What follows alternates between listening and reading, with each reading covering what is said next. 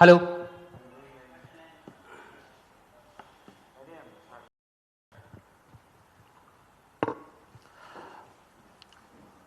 Good evening one and all.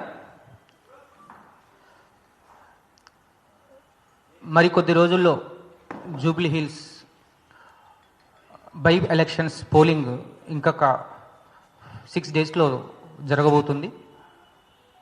దానికి సంబంధించి మనం ఈరోజు ప్రీపోల్ పబ్లిక్ పర్సెప్షన్ ఎలా ఉంది అనే సర్వే రిపోర్ట్ అనేది రిలీజ్ చేయడం జరుగుతుంది. బిఫోర్ దట్ చాణక్య స్ట్రాటజీస్ మన కంపెనీ గురించి ఒక 2 minutes బ్రీఫ్గా చెప్పుకున్న తర్వాత ఏందనేది చెప్పుకుందాం. మీ అందరికీ తెలుసు, గతంలో చాలాసార్లు ఇదే ప్రెస్ క్లబ్లో సక్సెస్ మీట్లు పెట్టుకున్నాం. అదేవిధంగా పలు రాష్ట్రాల సర్వే రిపోర్ట్లు కూడా రిలీజ్ చేసుకునే ప్రయత్నం కూడా చేసాం. అన్ని రాష్ట్రాల్లో కూడా మనం ఎక్కడ కూడా ఫెయిల్ అవ్వకుండా 98% సక్సెస్ రేట్ తోటి ఎక్కడైతే మనం సర్వే చేస్తున్నామో ప్రతి ప్లేస్లో సక్సెస్ అవుతూ వస్తూ ఉన్నాం. 2023 జనరల్ ఎలక్షన్స్లో కూడా అన్ని సర్వే కంపెనీలు తెలంగాణలో బీఆర్ఎస్ ప్రభుత్వం ఏర్పడుతుందని ఇస్తే కేవలం మన సర్వే కంపెనీ మాత్రమే 67 స్థానాలతో కాంగ్రెస్ పార్టీ ప్రభుత్వాన్ని ఏర్పాటు చేస్తుందని ఎగ్జిట్ పోల్ ఇవ్వడం జరిగింది.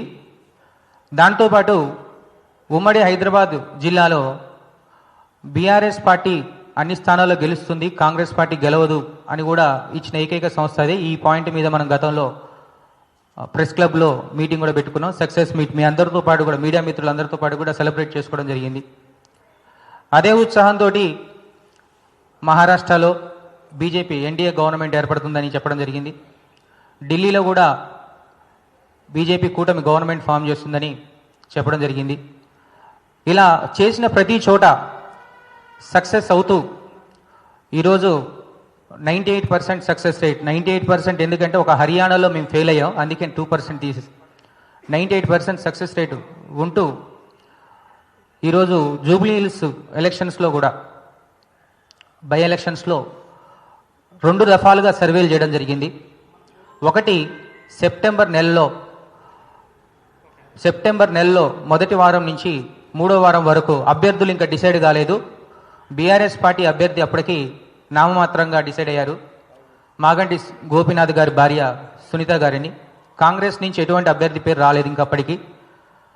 బీజేపీని కూడా వాళ్ళ అభ్యర్థిని అప్పటికి ప్రకటించలేదు.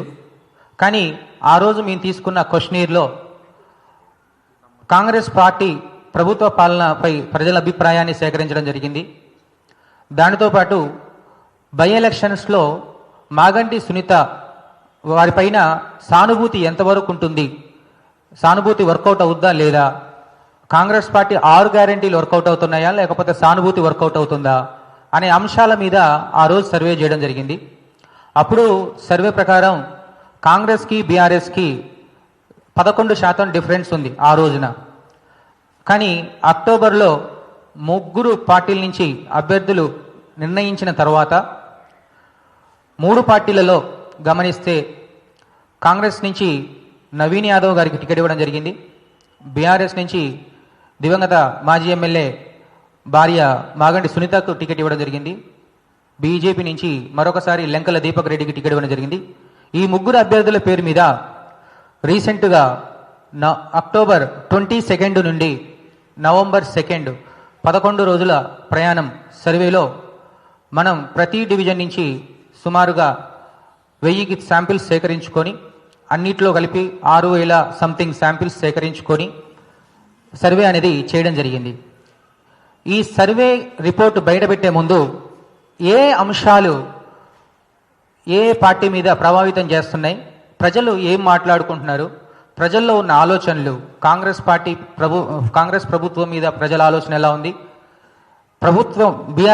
ప్రతిపక్ష పార్టీ బీఆర్ఎస్ మీద ప్రజల ఆలోచన ఎలా ఉంది, సామాజిక అంశాలు కమ్యూనిటీస్ వారిగా మైనార్టీస్లో ప్రభుత్వం మీద ఎలా ఉంది, బీజేపీ మీద ఎలా ఉంది, బీఆర్ఎస్ మీద ఎలా ఉంది, అదేవిధంగా సెటిలర్స్ ఇంపాక్ట్ ఎక్కువ ఉంటుంది, వాళ్ళ ప్రభావం ఎలా ఉంది, ఇలా సామాజిక వర్గాలు వయసుల వారీగా 3 పార్టీల బలాబలాలు ఒకసారి మనం చర్చించుకున్న తర్వాత మొన్న సర్వే రిపోర్టుని మనం ఒకసారి బయటపెట్టే ప్రయత్నం చేద్దాం.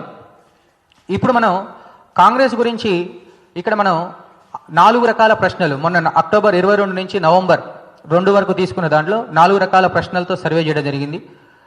అక్కడ ఏ అభ్యర్థికి ఓటు వేస్తారు, ఏ పార్టీకి ఓటు వేస్తారు, ఇక్కడ కన్ఫ్యూజ్ చేయడం కోసం ఏ పార్టీ గెలుస్తుంది అనుకుంటున్నారు అనే క్వశ్చన్తో పాటు ఏ అభ్యర్థి గెలుస్తుంది అనుకుంటున్నారు అనే కన్ఫ్యూజన్లో 2 రకాల క్వశ్చన్లు ఇచ్చినప్పుడు ప్రజల్లో ఉన్న ఇంటర్నల్ ఆలోచన అనేది చెప్పడం జరుగుతుంది.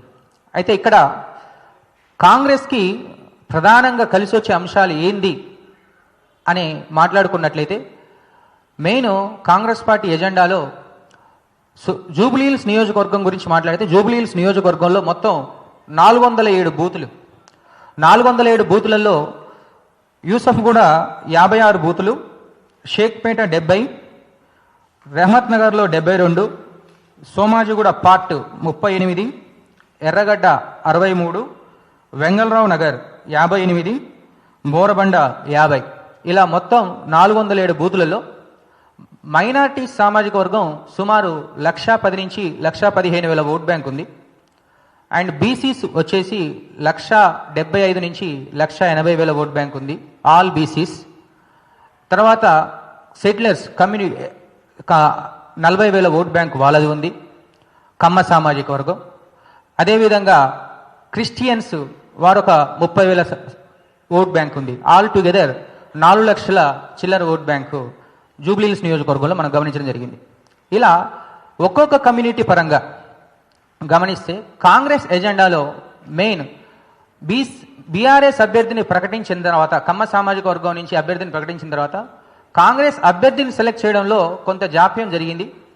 ఇక్కడ ఏ అభ్యర్థికి టికెట్ ఇస్తే బాగుంటుందని బాగా ఆలోచించి కాంగ్రెస్ తమ అభ్యర్థిని సెలెక్ట్ చేయడంలో 100% సక్సెస్ అయిందని చెప్పుకోవాలి అభ్యర్థి విషయంలో. ఎందుకంటే ఒక సైడు తెలంగాణలో బీసీ ఉద్యమం స్టార్ట్ అయింది, అదేవిధంగా జూబ్లీహిల్స్ నియోజకవర్గంలో మైనార్టీ సామాజిక వర్గం ఎక్కువ, దాని తర్వాత బీసీ సామాజిక వర్గం కూడా ఎక్కువ. ఈ 2 సామాజిక వర్గాలను ట్రంప్ కార్డుగా బేస్ చేసుకొని వాళ్ళ ఓట్ బ్యాంకును బేస్ చేసుకొని కాంగ్రెస్ పార్టీ తమ అభ్యర్థిని సెలెక్ట్ చేసుకుందని భావించడం జరిగింది. ఇక్కడ కాంగ్రెస్ పార్టీ నుంచి నవీన్ యాదవ్కు టికెట్ ఇవ్వడం జరిగింది. అయితే ఇక్కడ ఇదే క్రమంలో మైనార్టీస్ ఓట్ బ్యాంకు ఎవరికి కీలకంగా ఉంది అనే అంశంలో కూడా మనం ఒక సర్వే చేయడం జరిగింది. మైనార్టీస్ ఓట్ బ్యాంకు మనకు చూస్తే 1,15,000 ఓట్ బ్యాంక్ మనం చెప్పడం జరిగింది. 1,15,000లో కూడా 2023 జనరల్ ఎలక్షన్స్లో వాళ్ళు కేవలం 40% మాత్రమే పోల్ అయింది. వాళ్ళు ఉన్న బూతులలో సుమారు 45 బూతుల్ని వాళ్ళు బాగా స్ట్రాంగ్గా ప్రభావితం చేస్తారు.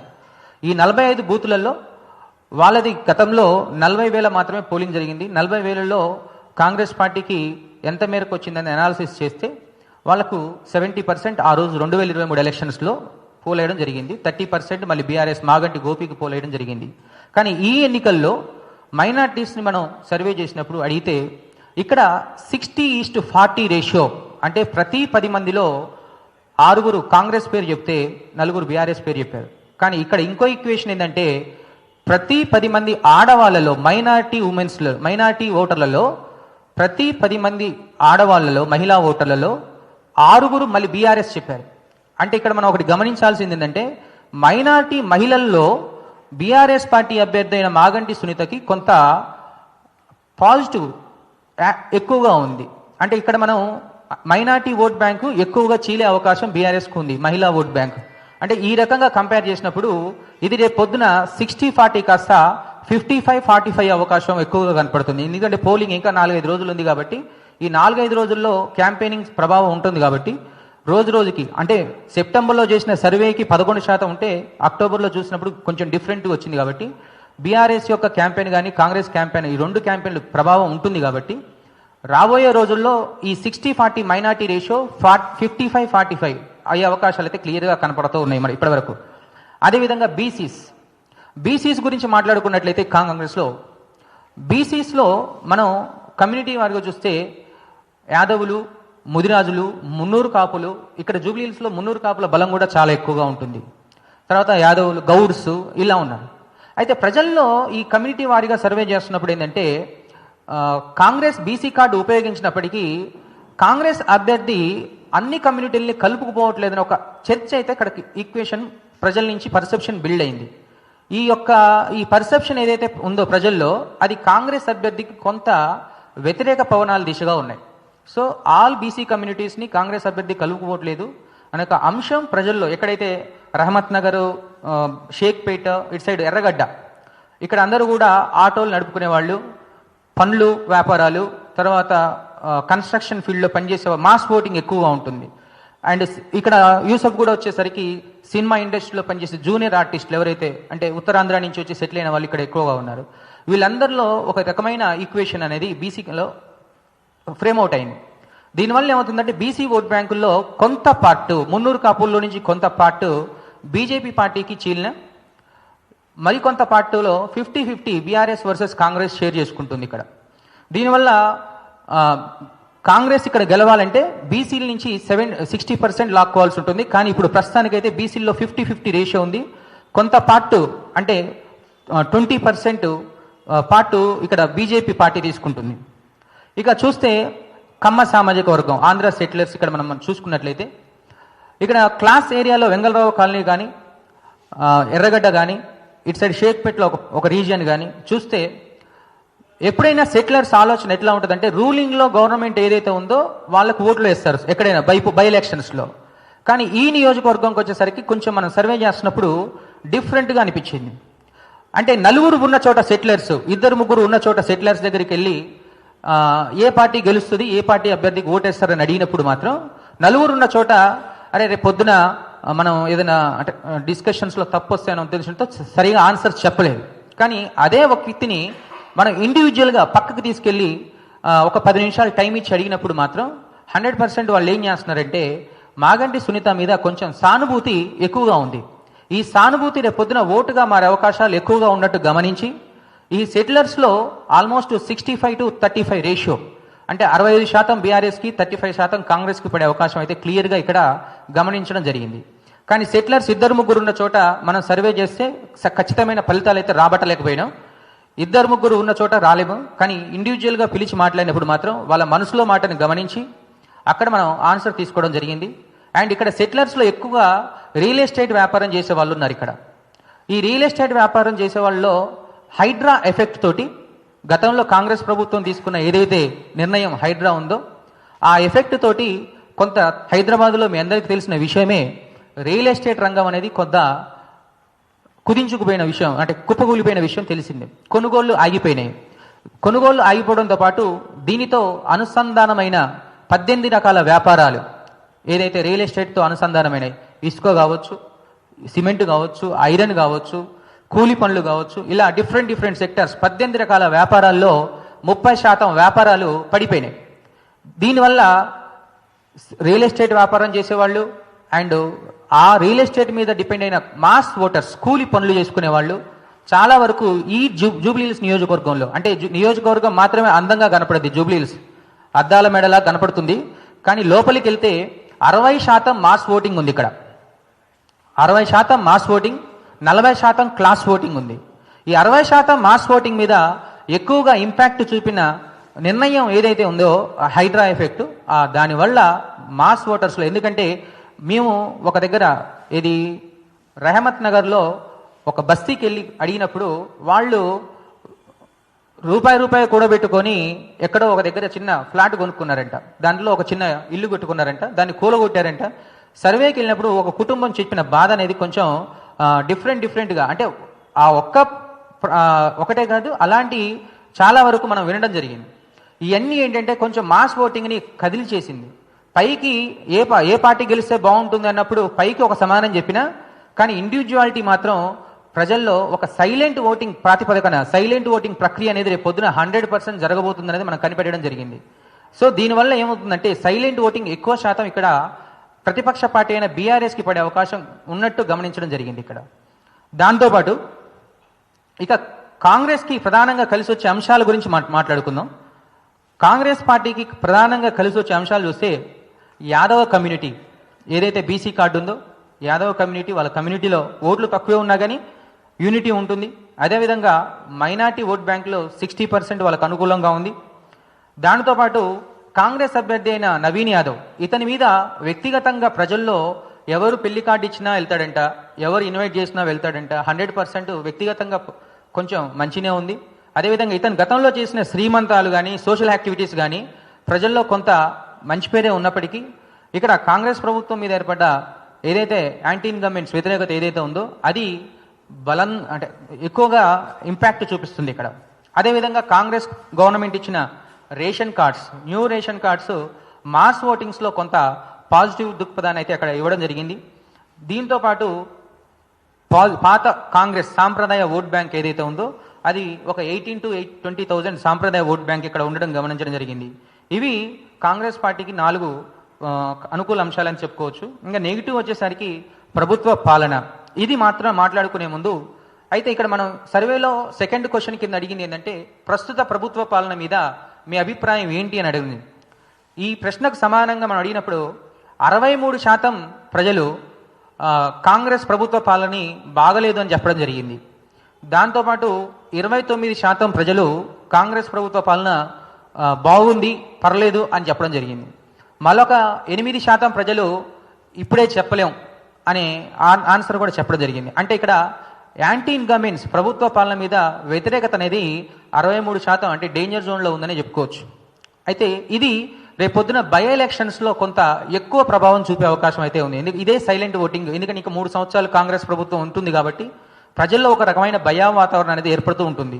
అంటే ఇప్పుడే బయటపడితే ఏం జరుగుతుంది అనేది. కానీ ఓటింగ్ వేసేటప్పుడు మాత్రం ప్రజలు వాళ్ళతో పర్సనల్గా మాట్లాడడం జరిగింది కాబట్టి ఓటింగ్ వేసేటప్పుడు ప్రజల్లో మాత్రం వాళ్ళ నిర్ణయం సొంతంగా తీసుకునే అవకాశాలు ఎక్కువగా ఉన్నాయి. సో ప్రభుత్వ పాలన మీద పాజిటివిటీ కంటే నెగిటివిటీ రెండింతలు ఉందని చెప్పుకోవచ్చు ఇక్కడ. నెక్స్ట్ వచ్చే బై ఎలక్షన్స్లో ఏ పార్టీకి ఓటేస్తారు అని అడిగినప్పుడు ఇక్కడ టోటల్ శాంపిలింగ్ వచ్చేసి 4,580 శాంపిల్స్ తీసుకోవడం జరిగింది. ఇక్కడ ఇందులో 1,727 శాంపిల్స్ కాంగ్రెస్కి అనుకూలంగా ఆన్సర్ చెప్పారు. 1976 శాంపిల్స్ బీఆర్ఎస్కి అనుకూలంగా చెప్పారు. 473 శాంపిల్స్ బీజేపీకి అనుకూలంగా చెప్పారు. 404 శాంపిల్స్ నో ఆన్సర్ అంటే చెప్పడానికి ఇష్టపడని వాళ్ళు ఉన్నారు. అంటే మొత్తం మీద చూస్తే 38% ప్రజలు కాంగ్రెస్కి అనుకూలంగా ఉంటే 43% ప్రజలు బీఆర్ఎస్కి అనుకూలంగా ఉన్నారు. బీజేపీకి మాత్రం గతంలో వచ్చిన ఓట్ల కంటే చాలా తక్కువ ఓట్లు వచ్చే ప్రమాదం ఈ ఎలక్షన్స్లో ఉండబోతుంది. కేవలం 10% మాత్రం ఓటర్లు మాత్రమే బీజేపీకి వేశారు. మరొక 9% ఓట్లు ఇక్కడ న్యూట్రల్గా ఉన్నారు.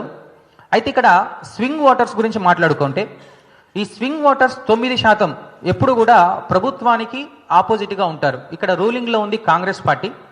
మరి కాంగ్రెస్ పార్టీకి ఆపోజిట్గా ఉన్నప్పుడు ఈ స్వింగ్ ఓటర్స్ 9%లో 50% అంటే 4.5% మళ్ళీ బీఆర్ఎస్కి యాడ్ అవుద్ది. అంటే అప్పుడు బీఆర్ఎస్ 43 కాస్త 47% ఎగబాకే అవకాశం ఉంటుంది. అప్పుడు కాంగ్రెస్ 38, 40 అవకాశం ఉంటుంది. అంటే ఇక్కడ బీఆర్ఎస్కి బీజేపీకి మధ్యలో డిఫరెన్సియేషన్ సుమారు 5 నుంచి 8% ఓట్ బ్యాంక్ తేడా ఉంటుంది. అంటే రాబోయే ఎన్నికల్లో బీఆర్ఎస్ మినిమం 5% లేదా మ్యాక్సిమం 8% అంటే సుమారు 10,000 నుంచి 16,000 ఓట్ బ్యాంకు తోటి బీఆర్ఎస్ గెలిచే అవకాశాలు ఉన్నట్టు క్లియర్గా మనకు ఈరోజు సర్వే ఫలితాలు చెప్తున్నాయి. కానీ ఇంకా 4 రోజుల సమయం ఉంది క్యాంపెయినింగ్కి. ఈ క్యాంపెయినింగ్లో పోల్ అనే ప్రక్రియ చాలా కీలకం. ఒక సైడ్ క్యాంపెయిన్ కెపాసిటీ బలగాలు చూపించుకుంటారు 3 పార్టీలు. తర్వాత విధంగా పోల్ మేనేజ్మెంట్ ఓటర్ని మ్యానిపులేట్ చేసే ప్రక్రియ కూడా ఉంటుంది. కాబట్టి ఈ పోల్ మేనేజ్మెంట్లో రూలింగ్లో ఉన్న గవర్నమెంట్ బలంగానే పోల్ మేనేజ్మెంట్ చేసే అవకాశం ఉండొచ్చు. అదేవిధంగా బీఆర్ఎస్ కూడా ఈసారి తెలంగాణలో కాంగ్రెస్ ఇచ్చిన 6 హామీలు నెరవేర్చాలి అంటే ఈసారి ఖచ్చితంగా ఇక్కడ బీఆర్ఎస్ గెలిస్తేనే. ఆల్రెడీ ప్రజల్లో ఒక ఆలోచన ఇక్కడ వినడం జరిగింది. జూబ్లీ హిల్స్ బై ఎలక్షన్స్ వస్తే జూబ్లీ హిల్స్కి 150 కోట్లు సంక్షేమ పథకాలు వచ్చినాయి. అదేవిధంగా జూబ్లీ హిల్స్ బై ఎలక్షన్స్లో భాగంగానే మైనార్టీ అభ్యర్థి అయిన అజారుద్దీన్కి మినిస్ట్రీ పదవి ఆఫర్ చేశారు. అంటే ఓడిపోతారనే భయంతో ఇది చేశారని ప్రజల్లో ఒక పర్సెప్షన్ వినడం జరిగింది. అదేవిధంగా మరి జూబ్లీ హిల్స్లో కాంగ్రెస్ ఓడిస్తే మహిళలు ఏమంటున్నారంటే మాకు 2,500 వస్తాయి, అదేవిధంగా స్కూటీలు వస్తాయి, అదేవిధంగా తులం బంగారం వస్తుంది. అంటే ఒకసారి ఇక్కడ జూబ్లీ హిల్స్లో ఓడిస్తేనే కాంగ్రెస్ నుంచి అన్నీ వస్తాయని ప్రజల్లో నుంచి ఒక రకమైన ఆలోచన. చూడండి ఎంత అలర్ట్గా ఉన్నారో ప్రజలు. అంటే ప్రజలు ఇంత అలర్ట్గా ఉన్నారంటే ఇక ఓటర్లు రేపొద్దున ఎలా ఓటేస్తారనేది మనం ఒకసారి ఆలోచించుకోవాల్సింది. మనకు సర్వే జస్ట్ 5 నుంచి 8% కనబడుతుంది. రేపొద్దున ఇది 1-2% పెరగొచ్చు, లేకపోతే పోల్ మేనేజ్మెంట్ డిపెండ్ అయ్యి తగ్గొచ్చు. కానీ ఏదేమైనప్పటికీ పోల్ మేనేజ్మెంట్ ఎవరు ఎట్లా చేసినా ఆల్రెడీ ప్రజలు డిసైడ్ అయిపోయారు. రాబోయే ఎన్నికల్లో మాత్రం సైలెంట్ ఓటింగ్ ప్రక్రియన ఇండివిజువల్గా అడిగినప్పుడు ప్రతి ఒక్కరు కూడా ప్రతి 10 మందిలో 6 బీఆర్ఎస్కి ఓటేస్తామని చెప్పడం జరిగింది. సో ఇవన్నీ అనాలిసిస్లు మనం ముందు పెట్టుకుంటే సుమారు 5 నుంచి అంటే మినిమం 5% నుంచి మ్యాక్సిమం 8% వరకు, అంటే 5 నుంచి 8% మధ్యలో ఏదైనా అంటే 10,000 నుంచి 16,000 వరకు రావచ్చనే అవకాశం క్లియర్గా ఉంది. ఒకవేళ పోలింగ్ పర్సంటేజ్ కిందటిసారి కంటే పెరిగితే, అంటే 50% కంటే పెరిగిందనుకోండి, ఇక్కడ పోలింగ్ పర్సంటేజ్ పెరిగితే కాంగ్రెస్కి కొంచెం కలిసి వచ్చే అవకాశం. ఎందుకంటే మైనార్టీస్ ఎక్కువ శాతం పోలింగ్కు రారు ఎక్కడ కూడా. లాస్ట్ ఎలక్షన్స్లో చెప్పా కదా, 1,00,000 ఓట్లు ఉన్న కాడ 40,000 ఓటారు. వాళ్ళు పోలింగ్ పర్సంటేజ్ పెంచుకోగలిగితే కాంగ్రెస్కి కొంత కలిసి వచ్చే అవకాశం అయితే ఉంది. కానీ మా అనాలిసిస్ ప్రకారం పోలింగ్ పర్సంటేజ్ పోయినసారి 1,80,000 ఓటింగ్ పోల్ అయింది. ఈసారి 2 లక్షల వరకు పోల్ అవుద్దని అంచనాలతోటి మనం రీసెర్చ్ చేయడం జరిగింది. 2 లక్షల కన్నా ఎక్కువ అవుతే 1-2% గ్రాఫ్ తగ్గినా బీఆర్ఎస్ గెలిచే అవకాశం అయితే క్లియర్గా స్పష్టంగా కనపడుతుంది.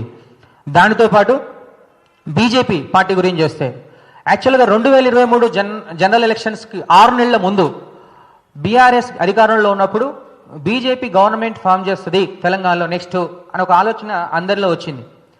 కానీ కర్ణాటక ఎన్నికల తర్వాత తెలంగాణలో కాంగ్రెస్ ప్రభావం ఒకేసారి ఊపందుకోవడం, పెద్ద పెద్ద లీడర్లు కాంగ్రెస్లో చేరడం, దాని తర్వాత బీజేపీ థర్డ్ పొజిషన్కి రావడం జరిగింది. తెలంగాణలో కాంగ్రెస్ గవర్నమెంట్ ఏర్పడ్డాక బీఆర్ఎస్ పని అయిపోయింది, నెక్స్ట్ బీజేపీ వస్తుంది అన్నట్టు ఆలోచన కూడా గవర్నమెంట్ ఏర్పడ్డాక బీజేపీకి మంచి రోజులు వస్తున్నాయి అన్న ఆలోచన ఉంది. కానీ బీజేపీ పార్టీ రోజు రోజుకు తెలంగాణలో ఏదైతే పార్లమెంట్ ఎన్నికల్లో విజయం సాధించిన తర్వాత బీజేపీ పార్టీలో ఉన్న నాయకుల మధ్య కొంత కోఆర్డినేషన్ సరిగా లేకపోవడం వల్ల రూరల్ స్థాయిలో అంటే మండల స్థాయి, నియోజకవర్గ స్థాయిలో క్యాడర్లో కొంచెం బలాలు తగ్గి కొంత ఈక్వేషన్స్ మారినాయి. అదేవిధంగా రీసెంట్గా మనం గమనిస్తే బీజేపీ పార్టీలో వాళ్ళు నియోజకవర్గ స్థాయి నాయకుల్ని, జిల్లా స్థాయి నాయకుల్ని పెట్టుకున్నప్పటికీ బూత్ స్థాయి నాయకుల్ని పెట్టుకోవడంలో కొంచెం ఫెయిల్ అయ్యి రూరల్ ప్రాంతాల్లో బీజేపీ అనేది కొంచెం ఫెయిల్ అయిపోయింది.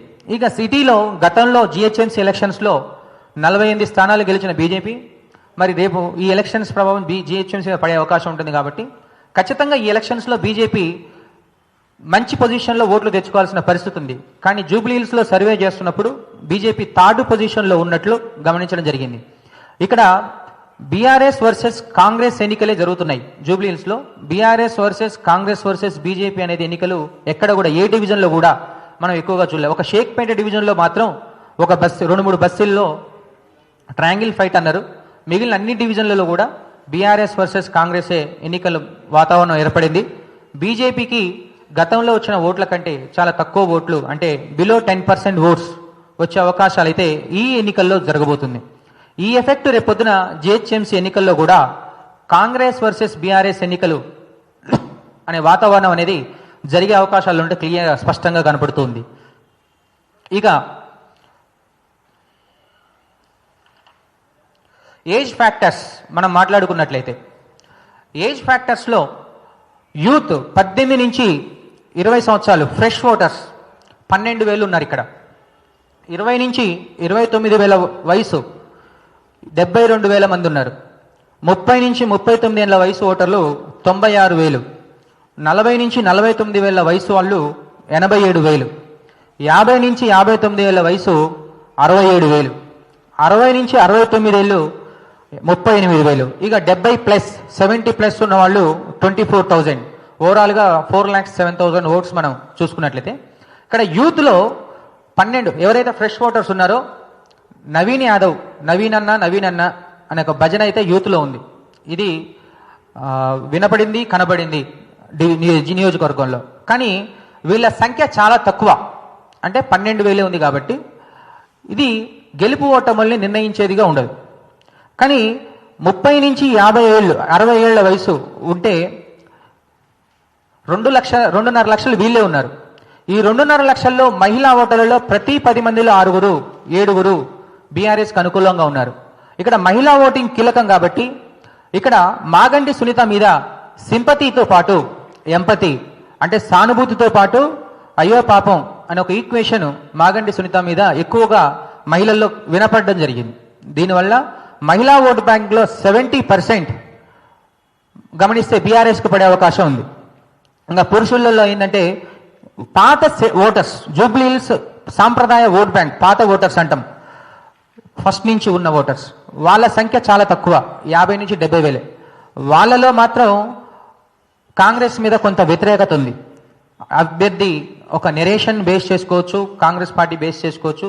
పాత ఓటర్లలో మాత్రం ఇక్కడ కాంగ్రెస్ మీద వ్యతిరేకత ఉంది, బీఆర్ఎస్ మీద కొంత పాజిటివ్ దృక్పథం ఉంది. అదేవిధంగా కొంత ఓట్ బ్యాంక్ బీజేపీ కూడా పాత ఓటర్స్లో మారుతుంది. ఇదే రకంగా 60+ ఓటర్స్లో చూస్తే వీళ్ళు 60 వేలు ఉన్నారు మొత్తం, 60 నుంచి ఇక పైన. ఈ 60 వేలలో 50-50 అటు కాంగ్రెస్ ఇటు బీఆర్ఎస్కి 50-50గా ఉండడం గమనించడం జరిగింది. అంటే ఇక్కడ మనం ఓవరాల్గా చూస్తే యూత్లో నవీన్కి ఫాలోయింగ్ ఉన్నప్పటికీ, నవీన్ యాదవ్కి, మహిళల్లో మాత్రం మాగంటి సునీతకి ఎక్కువ శాతం ఫాలోయింగ్ ఉంది. కాబట్టి ఏజ్ ఫ్యాక్టర్స్లో కొంత బీఆర్ఎస్కి అనుకూలంగా ఉన్నట్లు గమనించడం జరిగింది.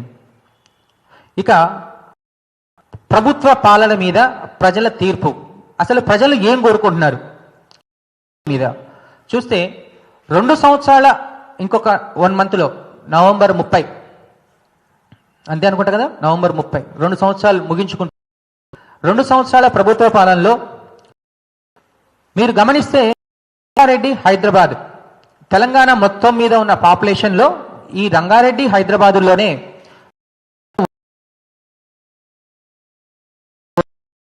కేసీఆర్ ప్రభుత్వంలో ఈ 2 జిల్లాల్ని దృష్టిలో పెట్టుకొని రూరల్ ప్రాంతాల్లో నుంచి వచ్చిన ఓటర్లందరూ ఇక్కడే ఎక్కువ ఉంటారు, ఇక్కడే నివాసిస్తున్నారు. కాబట్టి ఇక్కడ ప్రజల్ని ఎక్కువ కాపాడుకోవాలనే ఉద్దేశంతో గతంలో 10 సంవత్సరాల పరిపాలనలో కేసీఆర్ ప్రభుత్వంలో రంగారెడ్డి జిల్లాకు 3 మంత్రుల్ని, హైదరాబాద్ జిల్లాకు 3 మంత్రుల్ని పెట్టడం జరిగింది, మీ అందరికీ తెలిసిన విషయమే. కానీ ఈ 2 సంవత్సరాల కాంగ్రెస్ పాలనలో ఈ ఉమ్మడి రంగారెడ్డి, హైదరాబాద్ జిల్లాలకు ఒక్క మంత్రి కూడా లేడు అనే ఒక ఆలోచన ప్రజల్లో ఉంది.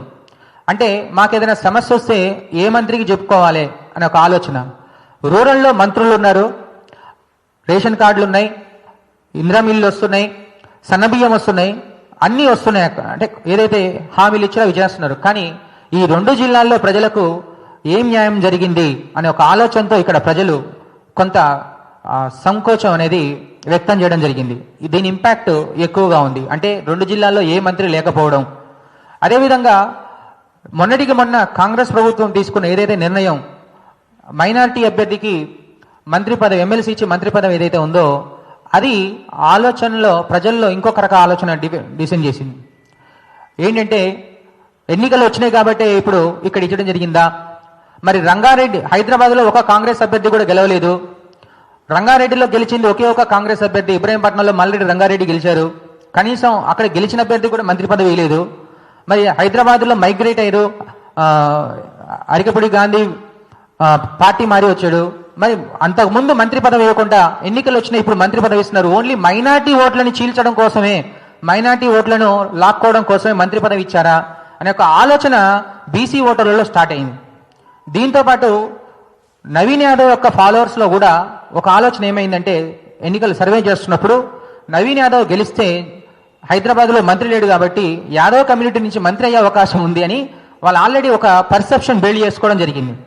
ఎప్పుడైతే ఇక్కడ అజారుద్దీన్కి మంత్రి పదవిని అనౌన్స్ చేశారో అక్కడ ఫాలోవర్స్లో కొంత ఆలోచన సరళి మారి వాళ్ళ యొక్క యాక్టివిటీస్ అనేది కొంచెం తగ్గుముఖం బట్టి దీని యొక్క ప్రభావం కాంగ్రెస్ మీద ఎక్కువగా పడే అవకాశం ఉన్నట్టు గమనించడం జరిగింది. అదేవిధంగా హైదరాబాద్లో కాంగ్రెస్ ప్రభుత్వం తీసుకున్న మరొక నిర్ణయం హైడ్రా ఎఫెక్ట్.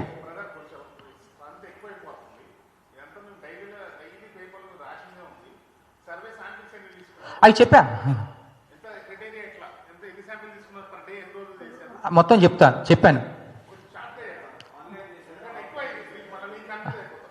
ఓకే, మీరు క్వశ్చన్స్ అడగండి, దాని తర్వాత మళ్ళీ చెప్తా. ఓకే, మళ్ళొకసారి ఫైనల్ సర్వేకి వెళ్ళిపోదాం. ఓకే,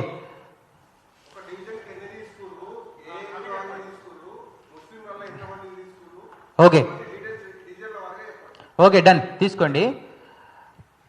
ఇక్కడ మనం గమనిస్తే మనం టోటల్ కూడా శాంపిలింగ్ తీసుకుంది, ఇది ఫైనల్ సర్వే, సెకండ్ సర్వే. అంతకుముందు సర్వే మీకు అనౌన్స్ చేయలేదు. అభ్యర్థులు రీసైడ్ ఎంత తీసుకుంది, టోటల్ 4580 శాంపిల్స్ తీసుకున్నాం.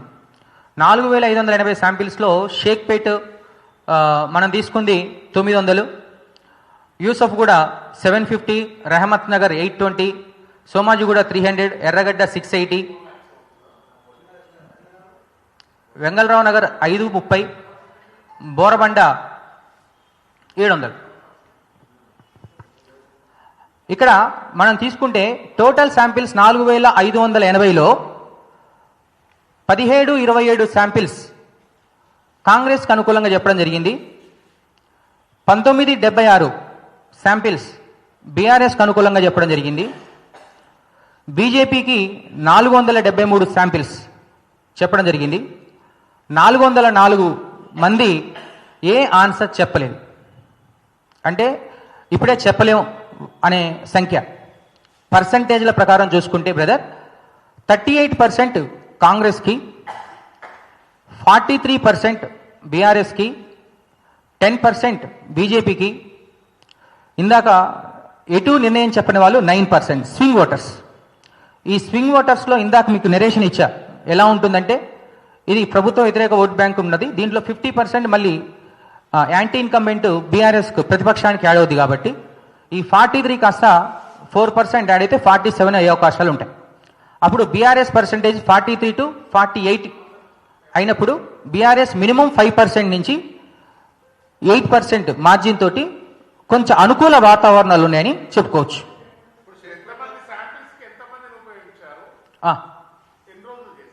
ఓకే, ఇది మనం తీసుకున్న శాంపిలింగ్ అక్టోబర్ 22 నుంచి నవంబర్ 2వ తారీఖు వరకు ఒక 6 టీమ్ లీడర్స్ ఉంటారు. టీమ్ లీడర్ కింద మళ్ళీ 5 సభ్యులు ఉంటారు. ఒక్కొక్క టీమ్ లీడర్ కింద 5 సభ్యుల్ని బేస్ చేసుకొని వాళ్ళు సుమారు 11 రోజులు అనాలిసిస్ చేస్తారు. ఒకరోజు కాదు, అక్టోబర్ 22 నుంచి నవంబర్ 2, అంటే నవంబర్ 1కి సర్వే అయిపోయింది, 2వ తారీఖు అనాలిసిస్ ఉంటుంది. కాబట్టి నవంబర్ 2 12 రోజుల ప్రక్రియ ఇది, ఒక రోజుతో కూడా. ఈ 12 రోజుల ప్రక్రియలో మొత్తం కలిపి 36 మంది సభ్యులు చేసుకుంటూ పోయారు. 36 మంది సభ్యులు చేసిన రిపోర్ట్లో మనకు రీసెర్చ్ మొత్తం సైంటిఫిక్ అనాలిసిస్ చేసిన తర్వాత బీఆర్ఎస్కి కాంగ్రెస్కి మధ్య వ్యత్యాసం 5% లీడ్ చూపిస్తుంది. కానీ ఈ యాంటీ ఇన్కంబెంట్ ఓటు 9%లో ఈ స్వింగ్ ఓటర్స్ 50% బీఆర్ఎస్కి యాడ్ అవుతుంది. కాబట్టి బీఆర్ఎస్ 45%, అంటే 43 నుంచి 47కి వెళ్తారు. అప్పుడు కాంగ్రెస్ కూడా 3% యాడ్ అవుద్ది.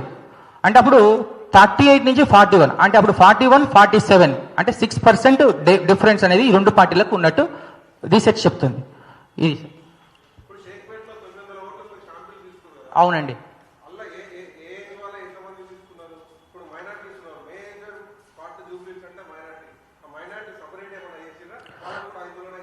అంటే అవన్నీ ఉంటాయి, క్యాస్ట్ ఈక్వేషన్స్ బేస్ చేసుకొని ఉంటుంది. క్యాస్ట్ ఈక్వేషన్స్ బేస్ చేసుకొని ఇండివిజువల్గా ఏజ్ ఫ్యాక్టర్, ఇందాక మీకు చెప్పాగా age factors 18 to 20 age group, 20 to 29 age group, 30 to 39 age group age factors ఉంటాయి. And community SC, BC, minority, Muslim minority, at the same time Kamma settlers, Andhra settlers ఎవరైతే ఉన్నారో అవి మేము రాసుకుంటాం. రాసుకున్నప్పుడు ఏంటంటే ఒక అనాలిసిస్ రీసెర్చ్ చేసుకుంటాం. అవన్నీ ఇందులో కన్క్లూడ్ చేయడం కుదరదు. ఇక్కడ ఎగ్జిట్ పోల్ చేస్తాం సార్. ఇప్పుడు వచ్చిన రిజల్ట్కి ఏదైతే ఉందో ఒక 2% ఎర్రర్ ఉంటుంది. ఎందుకంటే ఈ 2% ఎర్రర్ ఎందుకు వస్తుందంటే ఈ స్వింగ్ ఓటర్స్ 9% ఏదైతే ఉందో వాళ్ళ మీద 2 ఇంపాక్ట్ చూపిస్తాయి. ఒకటి ఏంటంటే పోల్ మేనేజ్మెంట్, రెండోది వచ్చేసి ఈ క్యాంపెయిన్ హామీలు ఏవైతే ఉన్నాయో అవి ఇంపాక్ట్ చూపిస్తాయి. ఈ poll management BRS, Congress, BJP 3 పార్టీలు బలంగానే ఉన్నాయి. కాబట్టి రూలింగ్లో ఉన్న కాంగ్రెస్ బలంగా చేస్తుందని ఒక ఆశలు ప్రజల్లో ఎక్కువ ఉన్నాయి. ఎందుకంటే గతంలో మనం హుజురాబాద్ బై ఎలక్షన్స్లో ఉన్నప్పుడు బీఆర్ఎస్ వర్సెస్ బీజేపీ జరిగినప్పుడు బీఆర్ఎస్ వాళ్ళు బలంగా పోల్ మేనేజ్మెంట్ చేసుకున్నారు. అదేవిధంగా మునుగోడులో బీఆర్ఎస్ బలంగా చేసుకుంది, అంటే గవర్నమెంట్ అప్పుడు వాళ్ళు ఉన్నారు. అదేవిధంగా జూబ్లీ హిల్స్ లో కూడా ఓటర్లు ఏ ఆలోచనకు వచ్చారంటే కాంగ్రెస్ అధికారంలో ఉంది కాబట్టి వీళ్ళు గెలవడం కోసం పోల్ మేనేజ్మెంట్ బలంగానే చేస్తారు అనే ఒక ఆలోచనలో ప్రజలు ఆల్రెడీ బిల్డ్ అయి ఉన్నారు కాబట్టి దాని ఇంపాక్ట్తో 9% అందుకే వచ్చింది. అంటే నిర్ణయం చెప్పని వాళ్ళు ఎక్కువ ఉన్నది అందుకే. వీళ్ళలో 40% బీఆర్ఎస్ క్యాడ్ అయినా, అంటే 9లో 3% బీఆర్ఎస్ క్యాడ్ అయినా బీఆర్ఎస్ 2 నుంచి 3% గెలుస్తుంది. అంతేగాని ఓ 20-30 వేలు మెజార్టీతో గెలిచే అవకాశాలు అయితే 100% లేవు. మైనస్లు ప్లస్లు రెండు చెప్తా అవి కూడా నెక్స్ట్ చెప్తా ఉన్నాయి. బీఆర్ఎస్ అభ్యర్థికి మెయిన్ మైనస్ వచ్చేసి డివిజన్లలో ఉన్న క్యాడర్ తోటి పూర్తిగా తనకు పరిచయం లేదు. అదేవిధంగా ఏదైనా సమస్యలు తన దగ్గరికి తీసుకెళ్ళినప్పుడు సమస్యల మీద పూర్తిగా అవగాహన లేదు అనే ఒక ఆలోచన ప్రజల్లో ఉంది. కానీ బీఆర్ఎస్ ఇవన్నీ పక్కన పెట్టి వాళ్ళ క్యాంపెయిన్లో ఎక్కడ సక్సెస్ అయ్యారంటే ఈ Jubilee hills elections Maganti versus Naveen Yadav కన్నా బీఆర్ఎస్ వర్సెస్ కాంగ్రెస్ అనే ఈక్వేషన్ తీసుకురావడంలో బీఆర్ఎస్ క్యాంపెయిన్ సక్సెస్ అయింది. ప్రజల్లో ఇక్కడ జూబ్లీ హిల్స్ ప్రజల్లో బీఆర్ఎస్ వర్సెస్ కాంగ్రెస్ అనే ఎలక్షన్స్ వస్తున్నారు. సో మాగంటి సునీతకి అభ్యర్థిగా అనుభవం లేకపోవడం పెద్ద మైనస్, సమస్యల మీద అవగాహన లేకపోవడం మైనస్, ఇవన్నీ ప్రజల్లో ఉన్నాయి. కానీ ఒక సానుభూతి అనేది వీటిని ఓవర్కమ్ చేస్తుంది.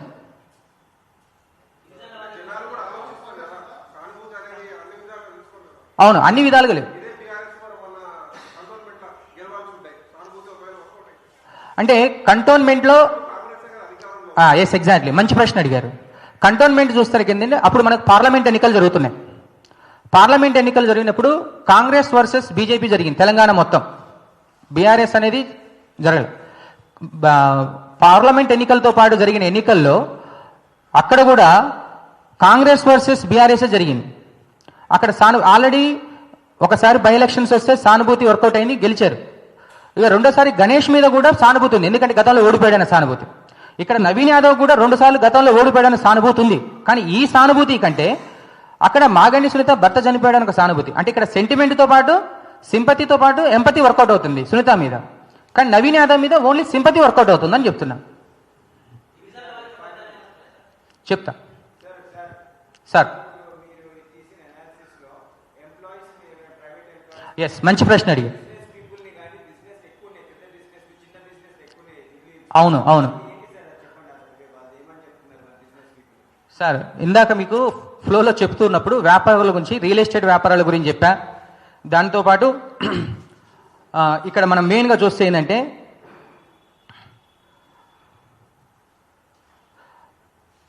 ఎక్కువ మాస్ ఓటింగ్లో చిన్న బిజినెస్ చేసుకునే వాళ్ళు, ఫంక్షన్ హాల్స్, బేకరీస్, ఆటోస్ నడుపుకునే వాళ్ళు, పంక్చర్ షాపులు, మైనార్టీస్లో చూస్తే చిన్న చిన్న బిజినెస్లు, వ్యాపారస్తులు, సెల్ఫ్ ఎంప్లాయిడ్స్ ఈ ఎక్కువ ఉంటారు అటు సైడ్ బస్తీలలో చూస్తే.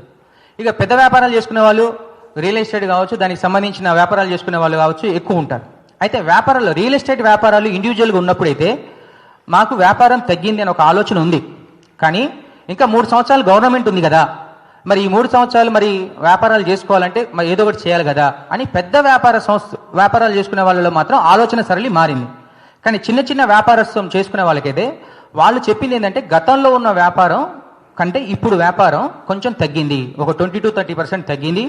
అదేవిధంగా కాస్ట్ ఆఫ్ లివింగ్ మాది పెరిగింది అని ఒక ఆలోచన చెప్పడం జరిగింది.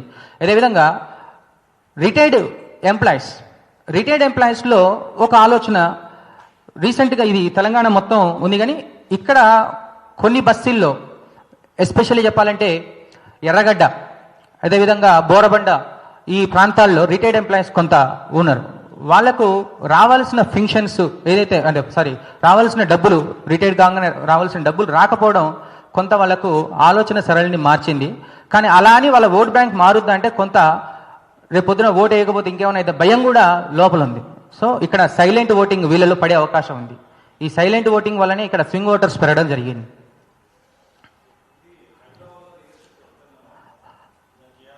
పడిపోయింది అనలేదు సార్, నేను ప్రజల్లో వచ్చిన ఆలోచన ఏంటంటే ఎస్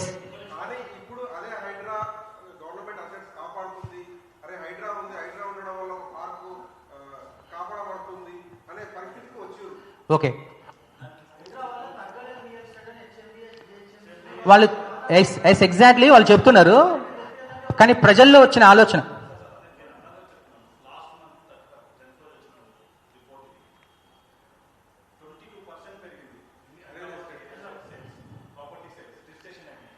అవునవును, నేను కూడా చూసా, పేపర్లో చూసా.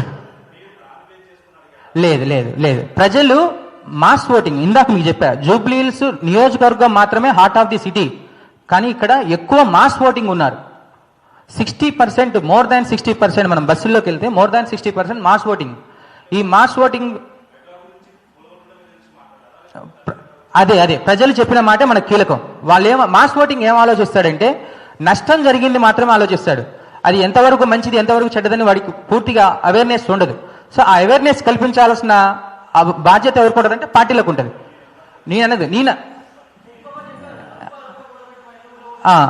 ఒక ఓటర్ చెప్పిన మాట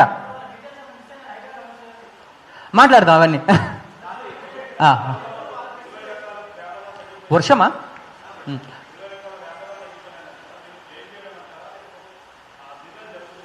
లేదు, వాస్తవానికి ప్రజల్లో ఉన్న ఆలోచన, నేను రెండు చెప్తా మీకు, మీ దానికి ఆన్సర్. ప్రజల్లో వచ్చిన ఆలోచన చెప్తా. ప్రజల్లో ఇక్కడ మాస్ ఓటింగ్ ఎక్కువ ఉండడం వల్ల మాస్ ఓటింగ్లో వచ్చిన ఆలోచన ఏంటంటే ఈ హైడ్రా ఎఫెక్ట్ టీవీలలో సోషల్ మీడియాలో ఏదైతే కూలగొట్టడం, దీనివల్ల మిడిల్ క్లాస్ వాడు ఇబ్బంది పడడం, అది మాత్రమే ఎక్కువగా ఎక్స్పోజ్ అయింది. దీనివల్ల ఏంటంటే ఈ బస్తీలలో ఉండే ఓటర్స్లలో ఎక్కువ ఇంపాక్ట్, రేపు పొద్దున కొనాలన్నా అమ్మాలన్నా కొంచెం ఆలోచన చేస్తాడు మాస్ ఓటింగ్. ఈ ఆలోచన వల్ల ఓటర్లలో ఏంటంటే హైడ్రా అనగానే ఒక భయం మాస్ ఓటింగ్స్లో ఉంది. అదే క్లాస్ ఓటింగ్, దీని మీద అవగాహన ఉన్న వాడికి ఇంకో రకమైన ఆలోచన ఉంటుంది. ఏది మీరన్న చెరువుల్ని కబ్జా చేసుకున్న వాళ్ళని తీసుకొచ్చి మళ్ళీ రీఆక్యుపై చేసుకొని రియల్ ఎస్టేట్ రంగం పెరిగిందని చెప్పేది ఉందో అది అవేర్నెస్ ఉన్న వాళ్ళకు ఉంది. కానీ ఈ అవేర్నెస్ మాస్ ఓటింగ్లో లేకపోవడం వల్ల మనం సర్వే చేస్తున్నప్పుడు వాళ్ళు ఏది చెప్తే కదా మనం అది క్లియర్గా ప్రజలకు ఎక్స్పోజ్ చేయాల్సింది.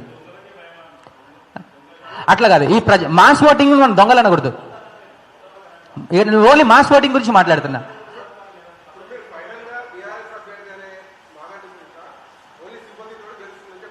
అవును,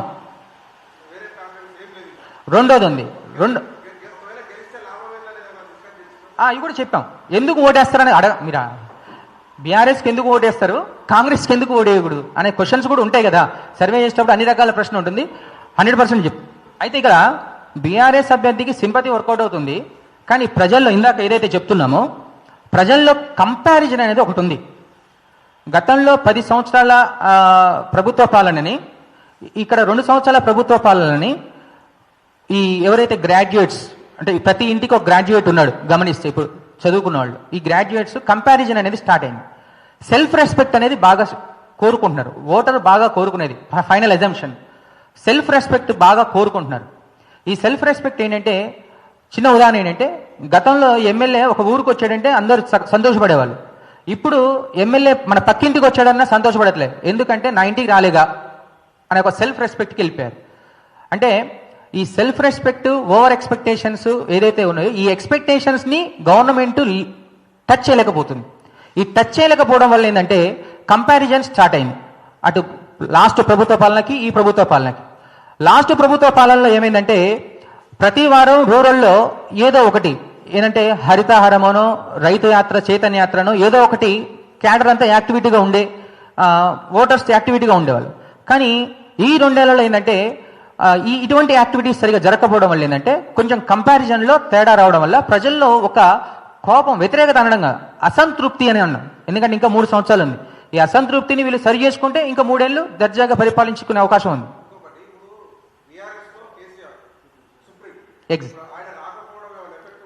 100% మంచి ప్రశ్న అడిగారు. ఈ మాట మేము ప్రజల్ని అడిగాం. అసలు బీఆర్ఎస్ నుంచి ప్రజలు ఏం కోరుకుంటున్నారంటే, బీఆర్ఎస్ నుంచి ప్రజలు కోరుకునేది ఏంటంటే కేసీఆర్ ఒకసారి వచ్చి వాళ్ళ సమస్యలు వినాలని ప్రజలు కోరుకుంటున్నారు. ఒకవేళ కేసీఆర్ నిజంగా బయటకు వచ్చి వాళ్ళ సమస్యలు వింటే ఈ గ్రాఫ్లు మళ్ళీ తారుమారే అవకాశం ఉంటుంది. అదేవిధంగా రేవంత్ రెడ్డి కూడా, ప్రస్తుత సీఎం కూడా ప్రజల్లోకి వెళ్ళి వాళ్ళకి కావాల్సిన అన్ని హామీలు ఇవ్వడం జరుగుతుంది. ఒక సైడ్ ఈ సీఎం, ఇంకో సైడ్ ఆ సీఎం కూడా వస్తే ప్రజల్లో కొంచెం ఇంపాక్ట్ అనేది ఉంటుంది. ప్రజల్లో నుంచి మాత్రం మీరు అన్న ప్రశ్న 100% కేసీఆర్ రావాలని కోరుకుంటున్నారు.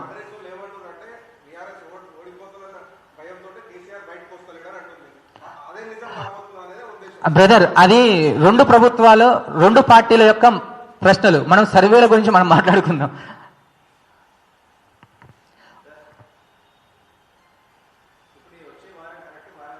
ఎగ్జాక్ట్లీ.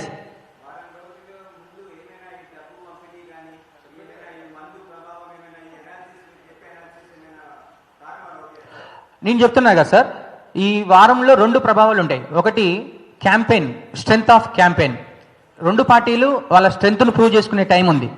అదేవిధంగా నా బ్రదర్ అన్నట్టు కేసీఆర్ వస్తే ఈక్వేషన్స్ మారొచ్చు, లేకపోతే కేసీఆర్ డైరెక్ట్గా రాకున్నా ప్రెస్ మీట్ పెట్టి ప్రజల సమస్యల్ని అడ్రస్ చేసే అవకాశాలు ఉండొచ్చు.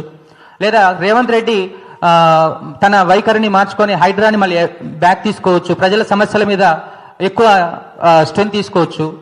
ఇంకా అదేవిధంగా పోల్ మేనేజ్మెంట్, మీరు అన్న పోల్ మేనేజ్మెంట్ ఇంపాక్ట్ చూపించవచ్చు. ఒకవేళ ప్రజల ఎక్స్పెక్టేషన్ ఇందాక అన్న కదా, అప్పుడు హుజరాబాద్ కానీ మునుగోడు బై ఎలక్షన్స్లో రూలింగ్లో బీఆర్ఎస్ ఉంది, అప్పుడు పోల్ మేనేజ్మెంట్ బీఆర్ఎస్ బాగా చేసుకున్నారు. ఇప్పుడు కాంగ్రెస్ రూలింగ్లో ఉంది, మరి కాంగ్రెస్ కూడా బాగా చేస్తాను, ఎక్స్పెక్టేషన్స్ బాగా ఉన్నాయి. మళ్ళీ ఆ ఎక్స్పెక్టేషన్స్ని వీళ్ళు టచ్ చేయలేదనుకోండి, మళ్ళీ దాని ఇంపాక్ట్ కూడా కొంత పడే అవకాశం ఉంది. సో ఏదేమైనా ఇప్పుడు రిలీజ్ అయిన సర్వే రిపోర్ట్కి ఒక 2% ఎర్రర్ ఉంటుంది అంతే. అందుకే మినిమం 5 to మాక్సిమం 8% తోటి కొంత బీఆర్ఎస్ గెలిచే అవకాశాలు అయితే ఉన్నాయి. Thank you thank you thank you thank you. చెప్పాగా కంపారిజన్, ప్రభుత్వ పాలన, ప్రస్తుత ప్రభుత్వ పాలన, గత ప్రభుత్వ పాలన, బీఆర్ఎస్ వర్సెస్ కాంగ్రెస్ ఈక్వేషన్. అంటే ఈ ఎలక్షన్లో మాగంటి వర్సెస్ నవీన్ యాదవ్ అనడం కన్నా బీఆర్ఎస్ వర్సెస్ కాంగ్రెస్ అని బీఆర్ఎస్ వాళ్ళే బాగా ఎక్స్పోజ్ చేశారు. కాంగ్రెస్ వాళ్ళేమో ఓన్లీ బీఆర్ఎస్ ఫెయిల్యూర్స్ని మాత్రమే చూపిస్తున్నారు. Thank you thank you.